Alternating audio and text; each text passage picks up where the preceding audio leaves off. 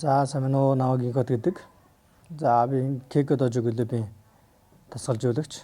Одоо жодо бохор дасгалжуулагч игээд 8 жил болж байна. Тэгээд Кураж сан бүхэн дэлхийн аварга Азийн аваргаас манай тамирчид 2 жилийн хугацаанд 7 медаль авсан. Мөн Азийн аваргаас 2 3 медаль авсан байгаа. За тэгээд энэ жилээс ерөнхийдөө хамгийн том хүүхдүүд маань 16 настай хүүхдүүд учраас энэ жилээс одоогийн тэмцээнүүд олон улсын тэмцээнүүдэд орж эхэлж байгаа. Энэ жил дэлхийн аваргад нэг тамирч явсан. Мөн Азийн аварга залуучуудын Азийн наадам 3 дахь удаагийн Азийн наадамд 2 тамирч оролцсон байгаа. Жишээ нь дэлхийн аваргад явсан тамирч маань нэг буудал байрны мөнгө өгч чадахгүй, яг явахгүй нь бас тодорхойгүй. Бараг явхаас нэг 2 хоногийн өмнө л шахуу ингээд зардал нь бүтсэн учраас энэ дэр жоохон хэцүү байсан. Яг явахгүй нь тодорхой болж өгөхгүй.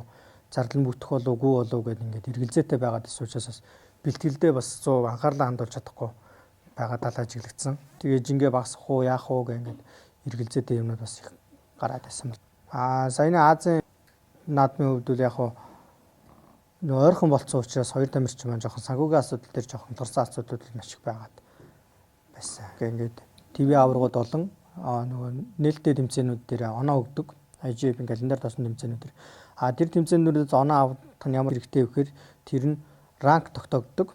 Тэгээд дэлхийн аварга дээр очиж байгаа тамирчид ранкын дагуу гардаг. Тэгэхээр IGF тэмцээн маш чухал байгаа.